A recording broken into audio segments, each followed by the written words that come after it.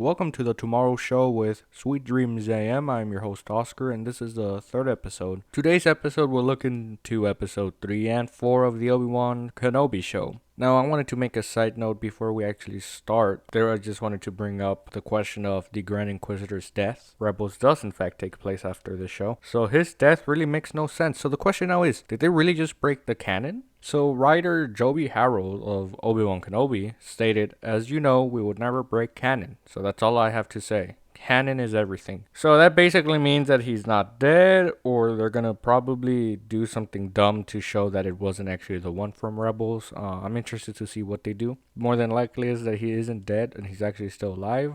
Or they might do like a Palpatine one where it's like somehow he came back. The writers have proven to be better than the last movie of Star Wars from the new trilogy, so I expect them to do something a bit better. Now let's go down to the plot of the third episode. It seems like the episodes are doing all right, so let's look into this one. It was a two episode premiere, so how will episode 3 hold up? So let's go start. We left off with the fake Jedi, the smuggler, giving them a location and a transport so they could leave. Now Obi-Wan and Leia go to that location. It's like in a mining planet, kind of like desert-like, and there really isn't nothing there, and Obi-Wan gets really mad. He tells Leia, like, man, we shouldn't have trusted that guy. Let's just keep walking. And Leia's like, I don't know why we shouldn't. Like maybe they're waiting for us or something. So as Kenobi is walking, in the distance, he actually sees something really interesting, and it's actually Anakin in his robes. Jedi, not Darth Vader version, but Anakin Skywalker in his robes, kind of like a ghost in the distance, which gets Kenobi kind of like dumbfounded, like, what the fuck did I just see? Now by this time, obviously, Darth Vader has found out about what happened, and he really is not happy once again, and he basically gives Reva the permission to be on command for this mission of finding Kenobi. So Darth Vader sitting in his throne, he's just there in the hologram, and tells Reva, like, hey, if you mess up, you know what's gonna happen. Like, I'm gonna straight up just kill you. So let's hope like this is motivation for you to actually do well. Gonna be given like kind of like the Grand Inquisitor in a sense for this mission of capturing Kenobi. Obviously, the fifth brother does not like that at all because technically it was his turn to kind of be at command. But now that Reva kind of jumped over him and she has permission of Darth Vader himself to actually be leading this mission, well, they can't really do much. The way that she basically goes around this is that she knows that the transport must have gone to one of the mining places. So what she does is she sends some probe droids over in those mining systems or planets to identify Kenobi. So now that we're back on the planet with Kenobi and Princess Leia, they basically see like a weird tractor car thing, right? And Leia's like, well, let's go ask them for help. So she stops it, and the guy is like a mole. Like, he looks like a mole, I think is the best description. He's not human. His name's Freck. And he's like, oh, yes, well, since you're farmers and everything, sure, get on up. I'm also going to that village. So they get up, and then the camera shows that they are, like, that guy's actually from the Empire. He has like a little flag of the Empire. So it's like, oh no, and as they're driving, it shows him just how much he believes in the Empire. Freck is like, yes, man, the Empire, we need a bit of order on the galaxies. There's nothing wrong with a bit of order. And he starts asking them things like, where do you guys come from? What are you guys doing? I don't think he asks them for the Jedi issue, right? Some stormtroopers come up, and Freck stops and he's like, oh, did your thing go down again? And we're like, yep. Well, come on up. We got some guys here too. So there's like, I think like 4 stormtroopers that get on, and they kind of look at him, and then they're like, well, who are you, right? And obviously Kenobi had given Leia like a different name, and they were like, oh yeah, she's my daughter and stuff like that. So they lied, right? So the stormtrooper's like, so what is she again? And if I'm correct, fucking Kenobi's like, oh, Leia. And then the stormtrooper's like, didn't you say her name was something? And he's like, Kenobi gets dumbfounded once again. He's like, what? And Leia's like, oh, that's my mother's name, and I really look like her a lot, and since she passed away, it's hard for him to get over it and shit like that. And the stormtrooper's like, okay, if you say so. And then later on, they drop off to like some headquarters that they had on that planet, and it's just them. Freck basically goes to a border, like a checkpoint type of thing, with some stormtroopers and a laser like grid where you can't really pass unless they give you permission. Freck comes down and talks to one of the stormtroopers and like, oh, I got these 2 guys in the back here. I want you to inspect them, because he really did not trust them. So they basically are like, get off the vehicle. And I thought Kenobi was gonna do his like thing that he did in the original trilogy, where he's like, I think in the original it was like, these are not the droids you're looking for, you know, the Jedi mind trick. I thought he was gonna pull up that trick on them, but nope, he didn't. So they get off. Obviously, Obi-Wan does not comply, so he ends up fighting them, and he obviously wins. And then one of the stormtroopers get like Leia and puts the gun in her head, and he's like, I'm gonna fire. He somehow, I think if I'm correct, he actually still kills the stormtrooper. And there was a pretty cool part there where when he shoots one of the guys up top, he falls down and he gets split in half because of that laser grid. So that was pretty cool, you know. It was pretty nice. From there, reinforcements come in, and it's like in this little vehicle, and they come in and there's like an Imperial officer there, and she's like, step down now. The stormtroopers like point the guns, and then surprisingly, she actually shoots the stormtroopers, and turns out that she was actually that like she was undercover, and she was the person that they were supposed to meet at that point. And she literally tells Kenobi like, hey, I went to the point where you were told to go and you guys weren't there. So if they would have waited, more than likely they would have found her, and there wouldn't have been any issues with this border or Freck or any of it. So it's pretty interesting. I think her name's Tala, if I'm correct, and she's kind of undercover. She works for that ring of like helping people in a sense and stuff like that, getting them to safer places. So when this happens, I need to tell you guys that one of the probe droids that they had sent actually identifies Kenobi. So now the Inquisitors, including Darth Vader himself, now knows that Kenobi is on that planet in that sector. So, you know, as you can guess, they immediately go to the safe house. So yeah, they go to this like place with a cargo droid inside, like a bot, and she pulls a lever and there's like this little hidden safe house behind the wall. And what's interesting, and I'm not sure if I remember right, but it seems like there have been other Jedis there that she has helped get them to a safer place as well. So it's not just Kenobi himself. So there's been other Jedis. I don't know if they mentioned any specific names. I don't remember. But there's also this little insignia drawn. Now, if I'm correct, the insignia drawn is not the one of the rebellion, but it's the Jedis, if I'm correct, because I remember it's like the Jedi Knight game where it has the Jedi insignia or emblem. Basically that. So there's been a lot of other people that have gone there. So that's kind of good. I thought it was great how like other Jedis I think have also gone through there. So it shows how, you know, there are other Jedis that have been able to escape Order 66. Whether it was thanks to Kenobi sending out that message from the prequels, you know, maybe, but it's still nice to see. So as they're preparing, they obviously put the village on lockdown, the Empire, so nobody can really leave. But Tala, you know, she's like, well, we've got a pilot who's willing to basically just gun for it and take us out, even though we're not supposed to. So obviously that's going to take more money in a sense, you know, like there's a lot of risk, but hey, at least there's a pilot ready to actually take the risk and just leave, even though it's on lockdown. So there's like this tunnels that they're supposed to take, but then Kenobi senses something dark, something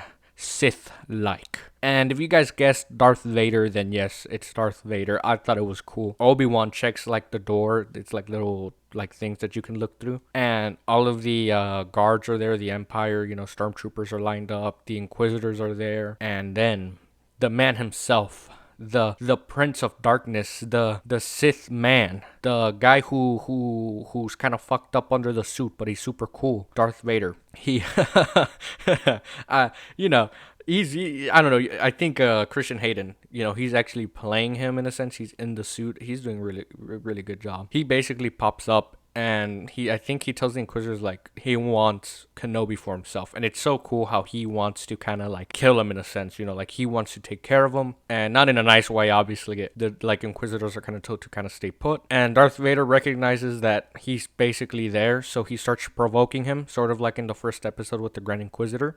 So what he starts doing is, and this is something marvelous, and I think it's something that we should always strive for in Star Wars, is when they depict Darth Vader like this, where he's like a monster, you know, like he is supposed to be scary. Rogue One did a really good job with that end credit scene where Darth Vader just annihilates them in the hallway. It's like a force that cannot be stopped, and I think that's how Vader should be. He should always be portrayed like that, right? Like comics and legends and all that has portrayed him like that for the most part, from understanding. So it's great to see it in films or series, like in this new Disney franchise of Star Wars. Seeing him like this is great. Darth Vader, I think, starts like fucking, like I think he cracks the neck or snaps the neck of a fucking guy. Like just, he doesn't even hesitate. He's just like, okay, bye. He just cracks just snaps his neck. Then he starts like dragging somebody on the ground, obviously trying to provoke Kenobi, and it works. Kenobi, I think, pops up and kind of just runs for it, and Darth Vader just starts chasing him, right? Reva, you know, being Reva, I guess, just decides to disobey orders from Darth Vader himself, and like moves. Even the fifth brother's like, "Hey, what are you doing? He told us to stay put," and she's like, "Fuck you, no." I don't know what she says, but she's kind of like, "Fuck you," and she goes on to like where the hidden door for the safe house was.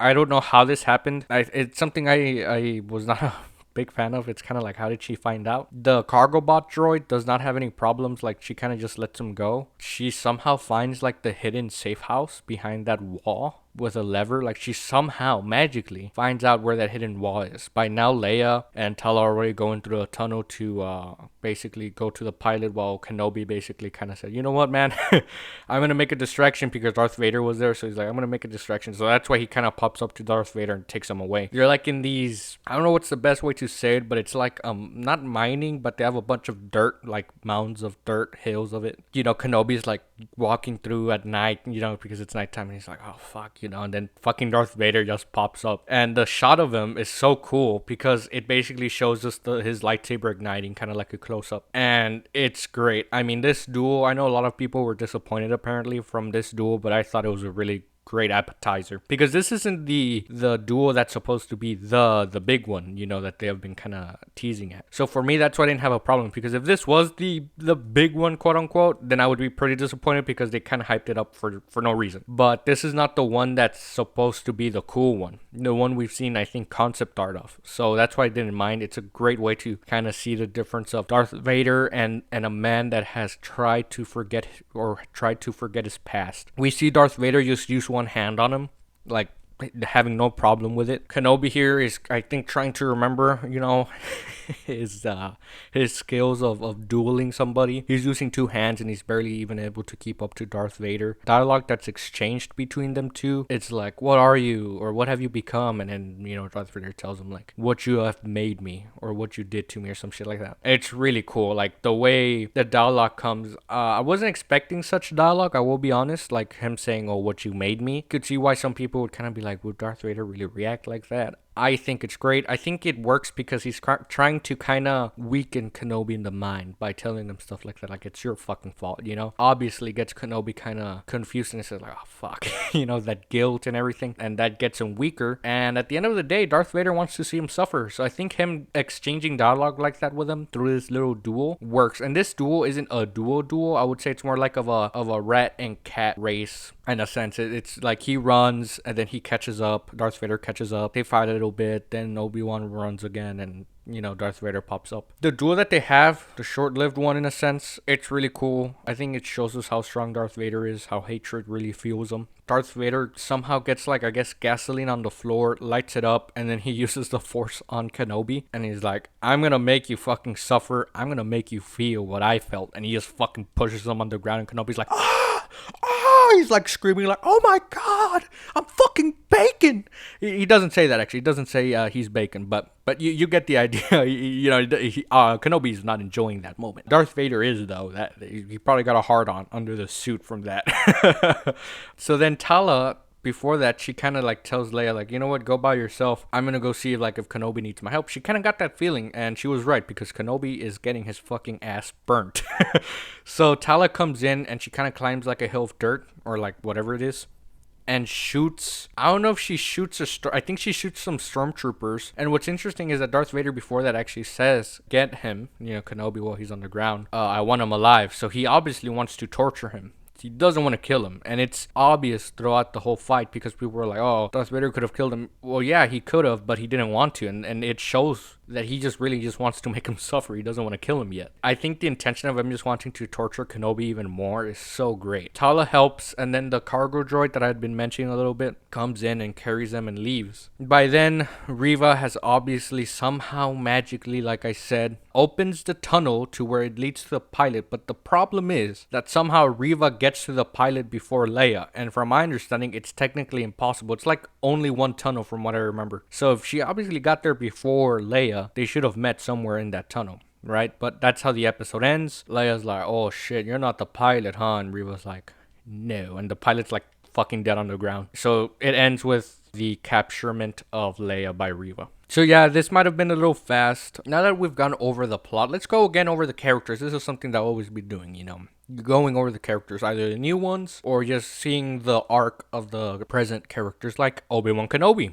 Now, Kenobi, I think it really shows how, I wouldn't say weak, even though Darth Vader, I think, calls him weak, but just how rusty he is. Because I felt like he kind of disconnected himself from the Force, and he kind of forced himself to also forget about his past. So we see him trying to get his ground back, like the Jedi that he used to be. And it's great. I mean, Ewan McGregor's just doing a great job. The fight between him and Darth Vader, amazing as always. I wouldn't now say he's carrying. I think there's no more movement going on within this series, so it's not that bad. I think episode 3 is a really good way to continue off episode 2. And the arc of Obi-Wan, where he's kind of getting more used to things of like being that man he used to be, is great. He's still like rusty, as I say. Not much to say about him. I think he's, I'm still interested with him. Leia, I mean, she shines in this episode. Actually, I would say, like, if you told me who shines, Obi-Wan Kenobi or Leia, I would say Leia shines in this episode a lot more. I'm happy that there's more dialogue with her because it shows her to be that sophisticated girl who will one day become the leader of the rebellion. Because that's what it's about. It has to be like, how did she become a leader of the rebellion? How, like, what are her characteristics? And we see that in a sense, since a little girl, she's had those attributes to become a leader. Getting Obi-Wan off the hook because he forgot, that he had given her a fake name to the stormtroopers. How she kind of looks a bit positive to things in a sense. Leia here really did a great job. The actress, I don't know if it's her first time acting, but she's doing a really good job, and she really shined in this episode. So let's talk about Reva, the Inquisitor. I don't know what to say about her. I think it's interesting that she became the command in this mission for capturing Kenobi. Obviously now there's more friction between her and the fifth brother, but I think she's doing all right. I think the writers are dropping the ball when it comes to her for some reason, because I think she's acting at her best. I think she's trying her best, but I feel like the writing is a little bit not on par as the other characters and everything else. So I don't know why, but I think she's really doing a good job. I just think that the writers should do better. Like how come she magically found the door to the safe house? I wish there would be more hints about it. Like maybe she has this thing like calcistis, where if she touches something, she can kind of get some memories of the people who've interacted with it. Like the writers could have done something better than her magically finding the door, but her character is doing all right because the actress is really trying her best. Like, she's doing a good job. Go to this one-of-a-kind character. I don't think we'll ever see him again, maybe, but Freck, the mole guy. I thought he was interesting because it shows a realistic side. I'm not going to go too much into it because, this guy was not that big of a character, but I like how they show how there are people in the universe, and it makes sense that they do believe in what the Empire is doing, how bringing order to the galaxy is better instead of having a lot of chaos or mess. So I think it was great to show that side where there are people who believe in the Empire, while there's other people who believe, in a new order, basically like a rebel, like more freedom instead of being so oppressive towards planets like the Empire has been. So Freck shows that side of the people. It gives us a glimpse into how those people who support the Empire think. Let's go to the new character. She was like the undercover Imperial officer, or like her name's Tala. I think she's great. I think she's like a really great character. I don't know if we'll see more of her, but she was really great in this episode. I was like, I wonder if it will just be a one-time thing, but I think we'll see more of her since she kind of went with Obi-Wan. It kind of seems like she'll be helping Kenobi. She's really great. I think she's a great addition to the Star Wars universe. I don't know if they'll do anything with her, but she's great so far. Let's talk about Darth Vader, man. The synth, the Lord Darth Vader, Lord Vader. I love him. I love him. Who doesn't love him? I think he's doing a great job. Christian Hayden's doing a really good job just moving as him, I guess. He seems way more intimidating, I'd say, with the way he just snaps the neck of a fucking guy who had no reason to get killed, dragging a person on the ground just to make them suffer and provoke Kenobi. He really seems intimidating, and he seems full of hatred. He seems like he's really getting powered on by that, with how he just handles Kenobi with no problem, in a sense. Like, he's just using one hand as kind of, I think that's his signature move for Vader, in a sense. It's just using one hand. Really great. Darth Vader, I think the impressions of him now coming out and having more screen time is great, and I'm loving it so far. Let us go to our first music break. This song was written in about 10 minutes and turned out to be the only #1 song in the US for the band. By Fleetwood Mac. This is Dreams. Let us go to our first music break. This song was written in about 10 minutes and turned out to be the only #1 song in the US for the band. By Fleetwood Mac. This is Dreams. So let's go to the things I liked. Like, what did I like in episode 3 of the Obi-Wan Kenobi shows? Well, as I mentioned, Freck, the mole man, the mole guy. I think it's just great that they added him. A minor role, but like I said, it mentions or it shows an insight of how people who believe in the Empire think and why they even believe in the Empire. Like we see why, because he believes that they're actually providing order and they're, bringing order and it's better for the people living. I think it's interesting how Vader shows his ruthlessness in the sense of, apart from killing those civilians in that village, the way that he puts Reva on thin ice with this mission, kind of, as I mentioned, he's like, if you don't fucking do this right, I'll fucking kill you. Don't expect that you just get a little slap on the hand. You'll die. From my understanding, I could be wrong. If anybody wants to correct me, from my understanding, Darth Vader is actually not that fond of the Inquisitors, so it kind of makes sense why he's kind of ruthless with them. And it could serve as motivation, as mentioned. It really could just be motivation, but from my understanding, Vader is not that fond of the Inquisitors, so it makes even more sense on how he puts on a thin ice. One of the things I liked was obviously the character Tala, how she's like an undercover. She's actually like infiltrated in the Empire. I think the new trilogy also had, I forgot his name. I don't know if his name was Hux, but that guy who came out in Ex Machina, he was, I think, also turned out to be a spy for the rebellion. So Tala seems to be a really good character so far. How she's undercover, but yet she's still helping people get to safety. Again, Vader being ruthless, just toying with with the people there to hopefully get Kenobi to act or show himself. I mean, it's genius because it's like that first episode where Jedis will always show themselves because, it's their nature to defend people. They're supposed to be kind of like the guardians of law, of peace. Obi-Wan at the end of the day still showed himself and led into a duel. The duel is good. As I mentioned, I liked it. I know there were people who kind of felt let down with it, but as for me, the way I think, it's not really the big one yet. The big one, I'm sure that it will not disappoint. As I mentioned, if it turns out to be the only duel throughout the season, then yeah, it will be pretty disappointing. But from my understanding, I think there's still another duel left. I think it served its purpose. And the purpose was kind of just to show how weak Kenobi is. Like for Darth Vader, it was like, look at how fucking weak you are.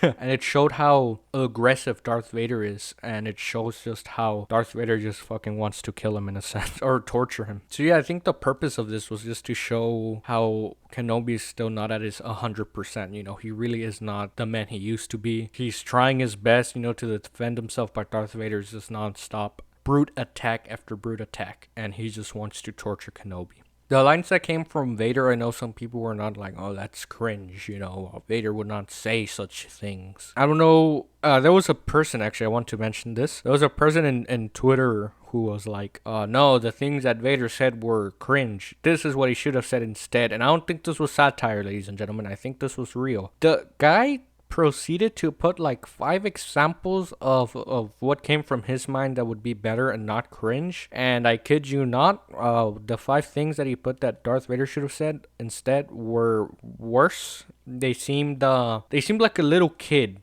that wrote them, no joke. Like, it was somehow worse than what Vader actually said. And I remember I was like, oh, I wonder what other people, because I already saw some replies. I'm like, I wonder what other people put, because I thought it was even more cringe, the 5 things that he put as an example. And would you believe it, the other people that had commented were like, well, this sounds like amateur shit. Somebody put, is this a joke?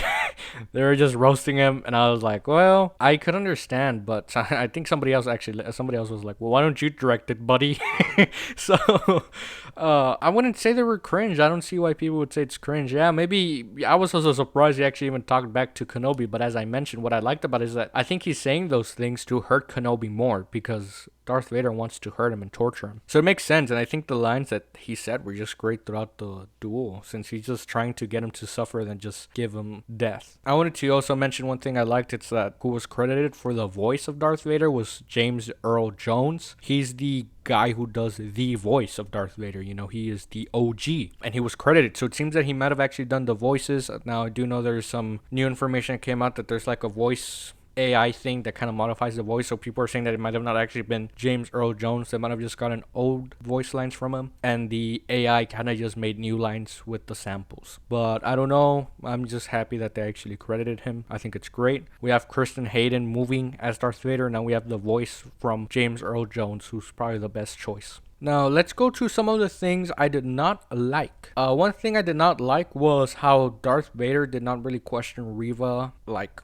Oh, okay, so what about the death about the Grand Inquisitor? There wasn't any further questioning, which I just find strange, but it maybe could play into what I had thought, that Darth Vader isn't fond of the Inquisitor, so he might not fucking care, But I just thought it was strange how Darth Vader kind of was like, okay, well, you're in charge now. So that was not something I was a big fan of. I also thought that the stormtroopers at that checkpoint where Freck is at, they were kind of like fucking destroyed a little bit easy, like Obi-Wan wrecked them, and it seemed like the stormtroopers were not really stormtroopers. They seemed like cadets or recruits who were new to the job. It was a little weird. They just seemed a little too easy. Now I'm gonna mention regarding that scene of the checkpoint, when they tell him to get down, I really thought he was gonna say like, we're not the people you're looking for, or something like that. I thought he was gonna use a Jedi mind trick maybe. So I was a little disappointed that he didn't really do anything. That's not a really big issue, but that's something I did not like. I think the presence of the other Inquisitors, like the fifth brother, and I don't know who the girl is that's not human. I don't know what species she is. It feels really minor so far, and I would really enjoy more involvement from them than just standing there or walking or just having the fifth brother get really pissed. Although entertaining for me, I want some more involvement from them in the future episodes. One thing that I'm sure you guys could pick up on, and other people have too, is I think this is one of the biggest things I do not like, is how Reva was somehow able to find the safe house magically. Like somehow she was like, "Ooh, the lever." And then, obviously she pulls it and she must have seen everything. So it just makes no sense how she came to the lever that opened the secret wall for the safe house. It makes no sense. Another thing that kind of ruins continuity, it just makes no sense at all, is how she got to the pilot before Leia. From my understanding, it's I think impossible because, like I said, if she would have actually gotten before there, they would have at least met in the tunnel. There's no way that Leia or Reva didn't encounter each other in the tunnel. You know what I'm saying? It just makes no sense. It would have made sense if Leia's there and then Reva comes up from behind, It just makes sense. Somehow Reva jumped Leia in the tunnel without them two seeing each other. It just makes no sense. And that's one of the things that I really did not like from the episode. Overall, I think the episode's really good. It's a really good way to continue from episode 2, from the 2-episode premiere. Darth Vader being more present is something that is just great. I think overall for the episode, apart from those little things I picked up that I did not like, it's a really good episode. I think it's a really good episode. So far, it doesn't seem to follow that Boba Fett where some episodes lack substance. So far, everything's looking really good. Now let us go to episode 4 of the Obi-Wan Kenobi show. Now let's obviously go over the plot first. So the way it starts off obviously comes up from Obi-Wan being really hurt. His skin's burnt from what Darth Vader did to him. So Tala, I think, gets him to like some planet where there's other people, and she puts him in a Bacta tank. I don't know if there's other names for them, but the only one I know is a Bacta tank, which is, the one that restores you. And they put him in, and then he starts getting these flashbacks, and I thought this was really great because it's giving close-ups of Obi-Wan, right? And also his burnt flesh. It's also giving like snippets of Anakin being in the Bacta tank, Darth Vader being in there. And as he's moving around, it also shows like Anakin moving around. It's really fucking weird. So it kind of shows like how Obi-Wan Kenobi is getting like sort of, I guess, flashbacks of the duel they had, of how Darth Vader pushed him onto the fucking ground and just was burning him, and having Anakin being in a Bacta tank as well. Obviously, that gets fucking Kenobi freaked the fuck out, and he gets out the Bacta tank, and Tala's like, "Hey, what the fuck are you doing, man? You cannot do that. You need to be in the liquid to get healed, And we get introduced, obviously, to Tala, and they're apparently in Yavin, and Roken is there, and if I'm correct, the character that plays Roken is the son of Ice Cube. I forgot his name, but he is the son of Ice Cube. From understanding, people were saying that he was going to be an Inquisitor, but he's actually more like a good guy here. So, I mean, it's great to see him as a good guy. I would have taken him either way, but his name's Roken, and he's helping Tala. Obi-Wan obviously was like, "Where's Leia?" And, Tala's like, "Well, they took her." And Kenobi's like, "What? What do you mean they took her?" Well, he doesn't react like that, but he's like, "What?" And obviously Kenobi, having made the promise, he's like, "Well, I gotta go get her. I gotta go find her." Roken, who's like a techie, he's like the technology guy of the group. He's kind of like, "Well, you're not gonna expect any help from us because we're not soldiers. It's too dangerous to do that." It's revealed that they're in the Inquisitor headquarters. It's like that triangle building that we've seen in the water. And they're like, "Well, and nobody has fucking gotten in there." And Kenobi's like, "Well, is there anything stopping us?" And it's like, "No, because nobody would be dumb enough to just go inside." And that's the plan. So the plan is kind of just go in and find her and then get out. Since Roken doesn't really help, Tala says, "You know what, Kenobi, I'll help you, so let's go together." So as Roken isn't too happy about it, they decide to leave and they get on the ship. Now this is where we see Obi-Wan practicing on using the Force. He's like trying to move some objects. So we see him trying to, get back in touch with the Force. And Tala mentions how there are other parts of him that need healing, right? Not just the superficial stuff like the burns that we see on him, but also him being able to heal from the past and all of the hurt and grief that he might have due to, his connection with Anakin and now how he's Darth Vader seeking to torture him. We go back to where like the headquarters are of the Inquisitors, and Leia's there like in an interrogation room, and Reva pops up and she's, terrorizing the kid for no reason. I really don't know why. Doesn't make sense. She's like, you better tell me where the safe houses are. I know you know. Do not act like you don't know, because I know that you know, that we both know, that you're acting that you don't know about the thing that we both know that you know about the safe houses and the underground tunnels and all that. I might have understood wrong, but it doesn't make sense as to why she would be terrorizing this little girl. Like, she really does not know anything. If somebody who knew a lot would be Tala, since she actually ran the underground operation, so I do not see why she's terrorizing the kid. I feel like it's more about her being just bad. What was interesting is that throughout these interrogation scenes with Reva and Princess Leia is that she actually makes it clear that supposedly nobody's going to get her, and that in fact she's actually trying to help her, that she's not bad, but rather Obi-Wan or the Jedis were actually bad for abandoning and stuff like that. So she tries to flip the sides in hopes that she will be more open to telling her what she needs to know. So Obi-Wan's going to be entering through the bottom, like through the ocean, while Tala actually goes through the top with her, undercover uniform,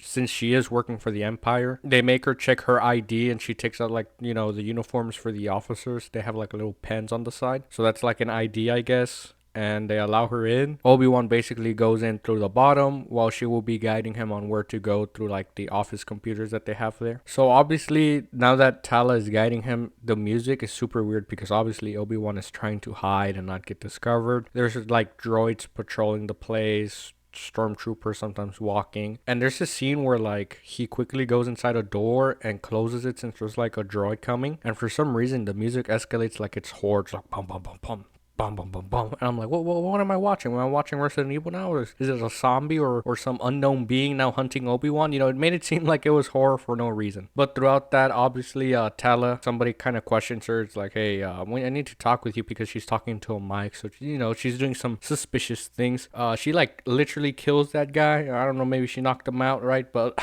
they go to the back, and then it just reveals how Tala just straight up killed that guy and just left him in the back there. So there seems to be like this secret room later on, and she's like, oh, there's like this hidden room in a sense, like I don't know what's in there. So she guides Obi-Wan to go, and when Obi-Wan opens the door, to his surprise, there's basically like, I'm not sure whether they're dead already, but they're like frozen or something. They're like in cages, and there's like a bunch of Jedis, none that I could recognize right off the bat. I think there was one that some people recognize from the comics, I'm guessing, but I think it should have been better if there was like actual easily or more easily recognized Jedis. There's also Padawans there was like a little kid there also like frozen. I don't know if they're dead or they just have him like cryo freeze like what they did to Han Solo in the original trilogy. So from there he hears Leia screaming, because by then Reva was like, well, she's not talking, so let's torture her until she talks. So they strap her onto this like weird contraption to torture her, and obviously Kenobi senses her scream, so he starts to go, and he tells Tala to make a distraction. Now the distraction is one of the ballsiest thing I've ever seen. Tala basically says that she has some information regarding the underground system and the safe houses and everything. So that gets Reva's attention, and obviously there's a big conflict there, because like Reva's kind of like, oh, you're betraying us, you're a spy and stuff like that. And there's this scene that happens where Kenobi actually uses his lightsaber and kills the two stormtroopers there. He just whips out his blue lightsaber in the dark and just kills them and then saves her. That was really cool to see. For some reason, when watching this scene, it just reminded me of the original trilogy when Luke and Han Solo dress up as stormtroopers and they're like going to save Leia as she's older. I thought that was pretty cool. So obviously the alarm happens because the droid sees Obi-Wan with the girl. So then the whole base gets alerted, and what basically happens is that they capture Tala, but obviously she gets free. She like literally just slaps this stormtrooper in the face, grabs the blaster, and kills them both. Obi-Wan actually starts using his lightsaber, and that was probably the best part, because it seems like he's rusty in the hallway, because since they're in the hallway they start shooting at him, and he's trying his best to actually deflect them and trying to use their own bolts against the own stormtroopers. I thought it was really cool, just that scene in the hallway. They just start shooting rapidly and the guys just going at it. Obi-Wan's actually deflecting and killing some through the deflections. What happens is that since they're in this hallway underground, like under the water, one of the blasters basically shoots, and Obi-Wan, right, deflecting, it basically goes into the glass. So what he does is that as it's breaking, he holds it, then lets it go once the stormtroopers get close, and he, runs away with them. So as they're leaving, they finally get out. They put like a coat over Kenobi so Leia could get under. And as they're walking towards like the hangar so they could escape, Reva basically pops up with a bunch of stormtroopers and they're like, you really think you can just come in here and just like leave? We think that something bad's gonna happen, like, oh, this is it, what's gonna happen? Well, two ships come in. I don't know the exact models of the ships, but to help you, they're used in the original trilogy and, well, I think in all of the trilogies, but they're basically ships from the rebel side, so they're like good guy ships. And two of them come in and it just starts blasting and killing everybody there. So that gives them enough time for one of the pilots to land and tell them like, okay, let's get on and let's leave. As that's happening, obviously Reva is not going to allow that to happen, so she starts attacking, but then the other ship starts focusing on Reva, so Kenobi, Tala, and Leia could get on the ship. As they leave, obviously Reva gets pissed, grabs a like explosive unit thing and throws it at one of the ship and kills it.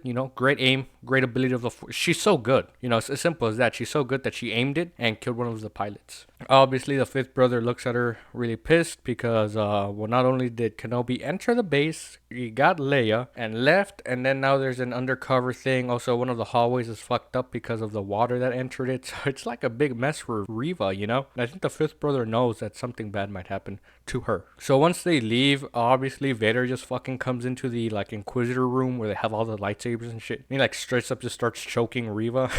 He's like, I told you about your insolences if you failed me. Now look at you. You have failed me. You know what's going to happen. And the fifth brother is smiling. He's obviously happy because that means that he'll finally get the position that he thinks he deserves. But then Reva comes out with this miracle that she has planted a chip. And in the interrogation room, she had actually gotten her droid, Lola, I think it's called. So she actually planted a chip in the little droid of Leia. So then Vader's like, okay. So he lets her go. He's like, this is a warning, all right? Like, I'm giving you one more chance, and basically this should motivate you. Now you're on thinner ice. And that's how it ends. Roken is on the ship. He gets happy, but then sees that one of the pilots got killed, right? So that's not too cool. Tala goes to comfort the pilot that survived while Obi-Wan's there with Leia. A heartwarming scene where, she kind of trusts him more and everything, and the episode ends.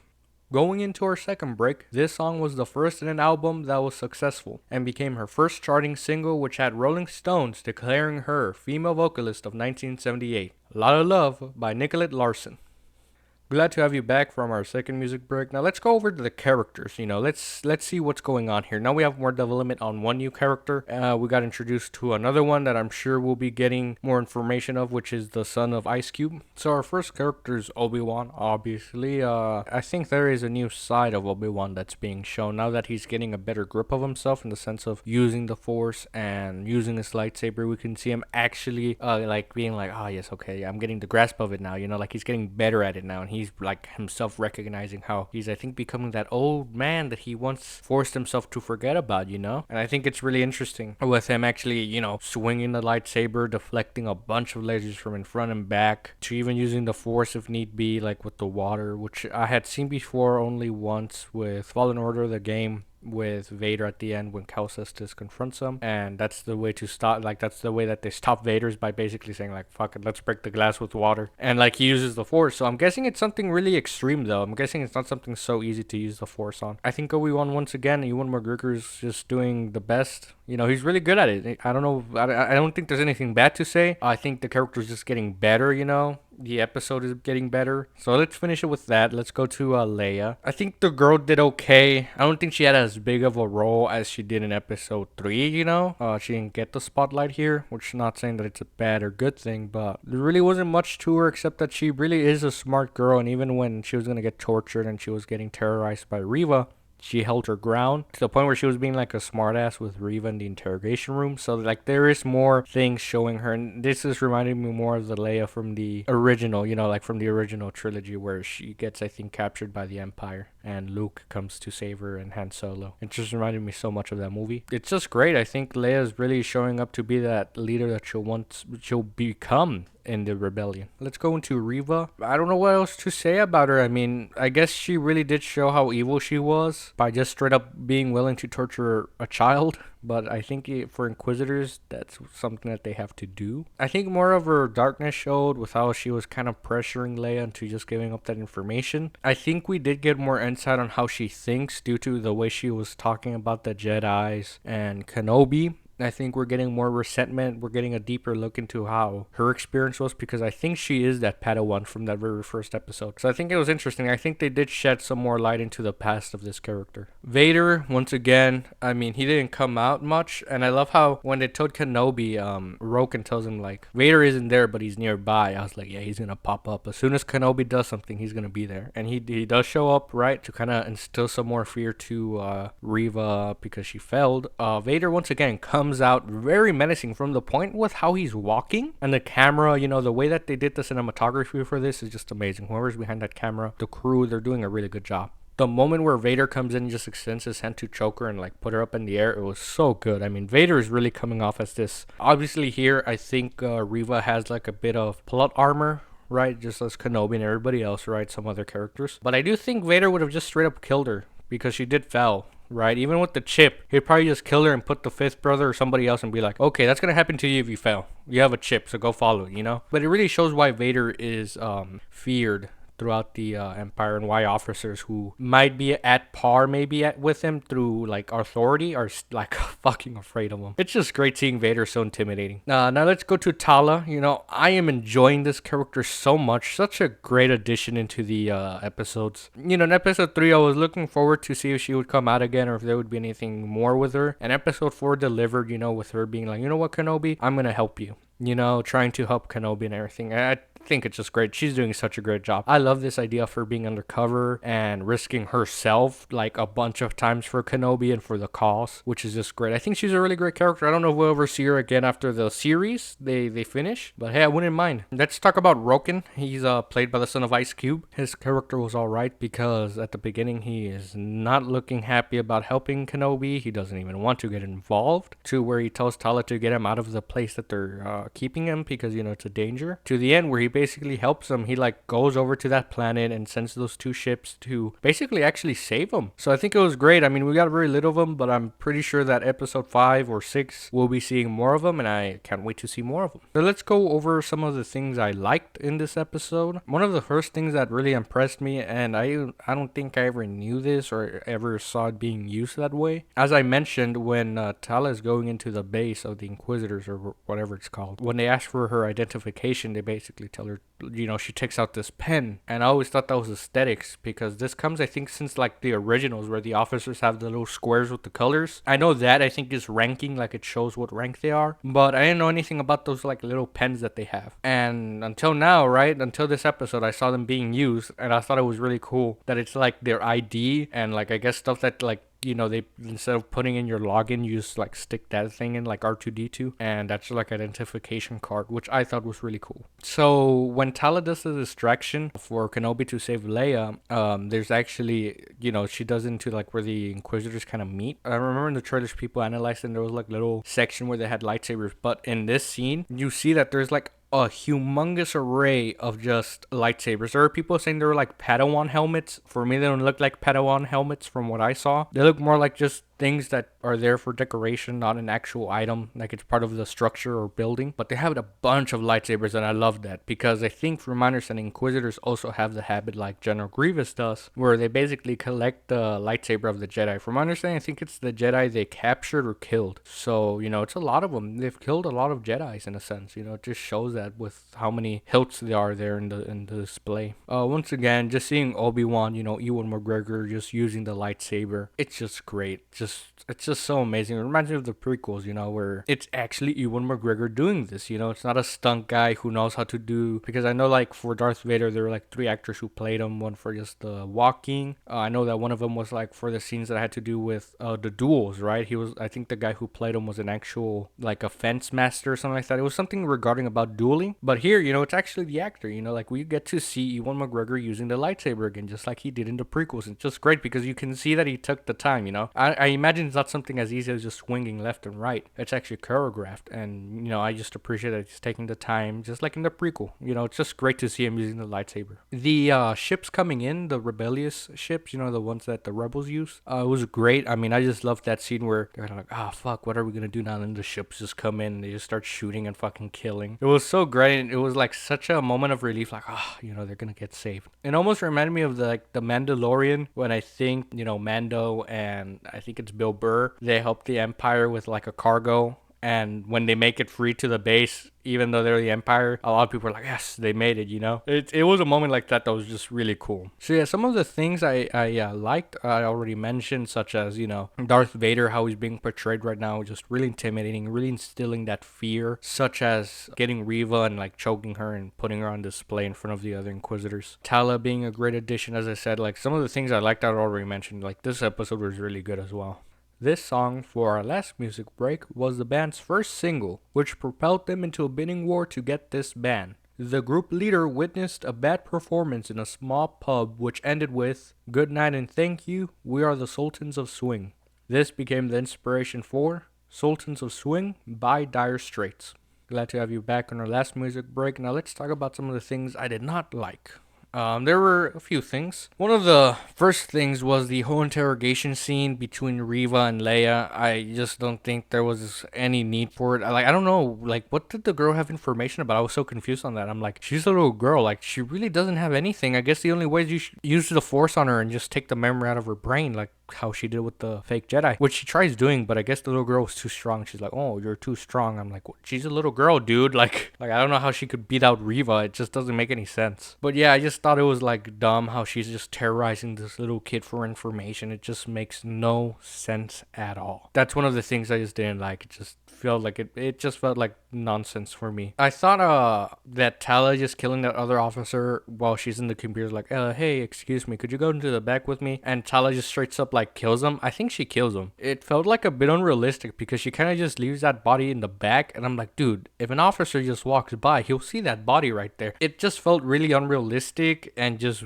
out of place when Tala just straight up just does that to a guy in the back. I didn't like that. It felt weird. One of the things I mentioned as well is that when Tala, does the distraction, she kind of gets captured. Like Reva tells the two stormtroopers to just get her. She literally just like slaps one in the head like a bonk type of hit on one of the stormtroopers' head or helmet, and then that bonk on the head makes the stormtrooper like, oh, like he like just got a concussion or something, and Tala just grabs the blaster and just kills them both.